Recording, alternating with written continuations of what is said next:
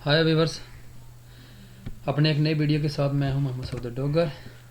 तो आज के लेक्चर के अंदर, ये वीडियो के अंदर जो टॉपिक हम कवर करेंगे वो है जी if else statement in C language, limitation of if else statement. तो देखते हैं जी। The if else statement is another type of if statement. It is use for making two way decision. हमारी जो सिंपल इफ है वो one way decision है, जबकि ये हमारी इफ एल्स है ये हमारे टू वे डिसीजन है। In this structure one condition and in this structure one condition and two block of statement are given. हमें एक कंडीशन चाहिए और दो ब्लॉक ऑफ स्टेटमेंट चाहिए। It execute one block of statement when the condition is true and the other when the condition is false. अगर आपकी condition true हो जाती है तो एक ब्लॉक जो है ना वो एग्जीक्यूट हो जाएगा, लेकिन अगर आपकी कंडीशन फॉल्स हो जाती है तो ऑटोमेटिकली दूसरा ब्लॉक जो है ना वो एग्जीक्यूट हो जाएगा। In any situation one block of statement is executed and the other is skipped. किसी भी सिचुएशन में आपका एक ब्लॉक जो है ना वो एग्जीक्यूट होगा और दूसरा ऑटोमेटिकली उसमें स्किप हो जाएगा। An if statement can be followed by an optional else statement which execute when the boolean expression is false. जब आप कोई कंडीशन लिखते हैं तो उसके साथ ही आपका एक ऑप्शनल एल्स स्टेटमेंट आ जाता है जो ऑटोमेटिकली एग्जीक्यूट हो जाएगा जब आपकी कंडीशन फॉल्स हो जाएगी। इसका सिंटैक्स देखते हैं। Syntax if else statement with one statement. If उसके बाद कंडीशन लगा देंगे। कंडीशन अगर हमारी ये ट्रू हो जाती है तो ये हमारी स्टेटमेंट जो है ना ये एग्जीक्यूट हो जाएगी। लेकिन अगर हमारी ये कंडीशन फॉल्स हो जाती है तो हम एल्स पे आ जाएंगे और एल्स ऑटोमेटिकली इसको एग्जीक्यूट कर देगा। एक बात याद रख लें, इफ़ का कीवर्ड जहाँ भी अकेला है या किसी के साथ है तो उसके साथ कंडीशन मस्ट होती है। एल्स जहाँ भी अकेला आएगा उसके साथ कंडीशन हमें नहीं लगानी पड़ेगी, इसको ऑप्शनल कह देंगे। मीन के अगर आपकी कंडीशन ट्रू नहीं होती तो एल्स जो है ना ऑटोमेटिकली एग्जीक्यूट हो जाएगा। Syntax if else statement with two और मोर स्टेटमेंट। अगर आपने एक से ज़्यादा स्टेटमेंट को एग्जीक्यूट कराना हो तो उसका सिंटैक्स इफ के बाद कंडीशन, उसके बाद braces, statement one, statement two, dot dot statement N. यानी कि अगर आपकी ये कंडीशन ट्रू हो जाती है तो ये ब्लॉक ऑफ स्टेटमेंट एग्जीक्यूट हो जाएगा। बट अगर आपकी ये कंडीशन फॉल्स हो जाती है तो एल्स वाला जो ब्लॉक है ना ये एग्जीक्यूट हो जाएगा। इसका फ्लो चार्ट देखते हैं जी।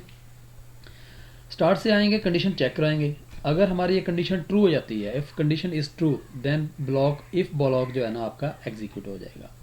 बट अगर आपकी इफ कंडीशन फॉल्स हो जाती है तो एल्स वाला ब्लॉक जो है ना कोड का वो एग्जीक्यूट हो जाएगा। मीन के अगर आपकी कंडीशन ट्रू है तो ये वाला ब्लॉक एग्जीक्यूट हो जाएगा।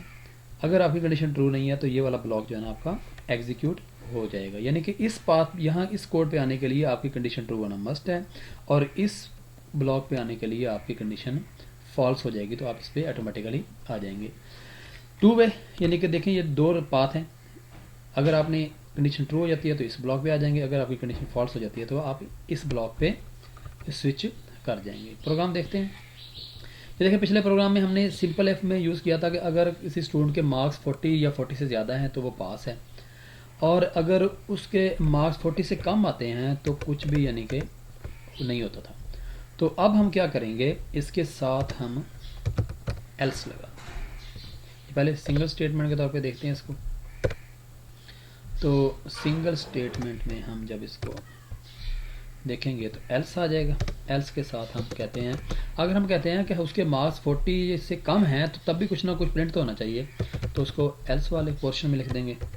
तो यहाँ पे हम लिख देंगे यू फेल और एंड पे आप सेमी कॉलन लगा देंगे। इसको एग्जीक्यूट करते हैं, सॉरी इसको कर दें यहाँ से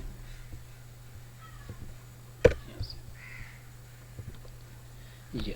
अब देखें, अगर उसके मार्क्स 45 है तो ये पास शो कर देगा। बट अगर उसके मार्क्स जो है ना वो 40 से कम हैं तो ये देखिए तब भी उसको कोई ना कोई मैसेज आपको डिस्प्ले लाजमी हो जाएगा। एक और प्रोग्राम देखते हैं। जैसे अक्सर आपने मशहूर ज़माना एक प्रोग्राम देखा होगा कि आप कहते हो कि आप प्रोग्राम को कोई नंबर देते हो और वो प्रोग्राम बताएगा कि वो नंबर इवन है या ऑड है।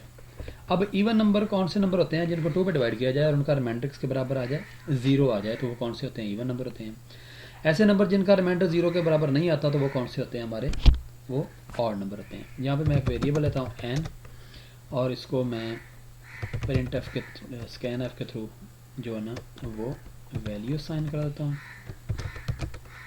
एंटर नंबर, और यहाँ पे स्कैन एफ, और यहाँ पे मैं परसेंटेज डी और कॉमा डाल के यहाँ पे एन की वैल्यू। इफ़ अगर तो एन को डिवाइड किया जाए 2 पे और उसका रिमाइंडर इसके बराबर आ जाए 0 के बराबर आ जाए, इक्वल हो जाए, तो हम लिख देंगे प्रिंट एफ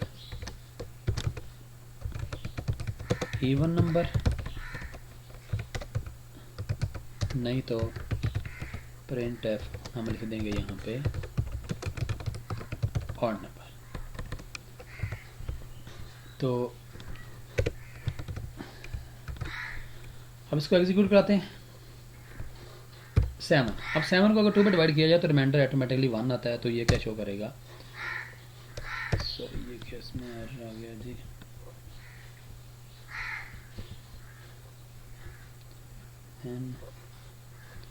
सॉरी यहाँ पे आपने n% साइन उसका एड्रेस भी देना होता है।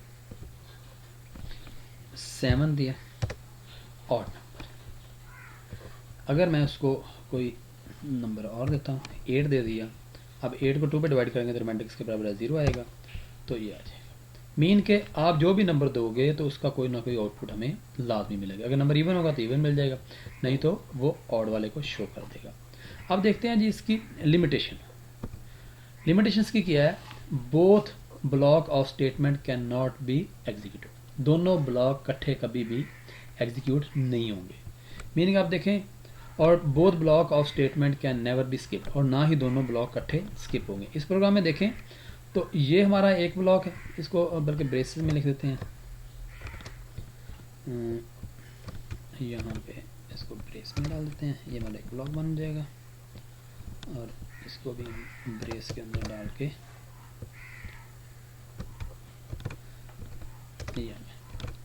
अब ये दोनों ब्लॉक ना तो इकट्ठे एग्जीक्यूट होंगे और ना दोनों ब्लॉक इसमें स्किप हो सकते हैं। अब देखें ना, कोई भी नंबर जो होगा आपका वो या इवन होगा या ऑड होगा, अगर आप इवन नंबर होगा तो वो इवन वाला ब्लॉक एग्जीक्यूट हो जाएगा, अगर इवन नहीं होगा तो आपका वो एल्स वाला जो है ना वो ब्लॉक वो एग्जीक्यूट हो जाएगा। उम्मीद है आपको समझ आ गई होगी। ओके।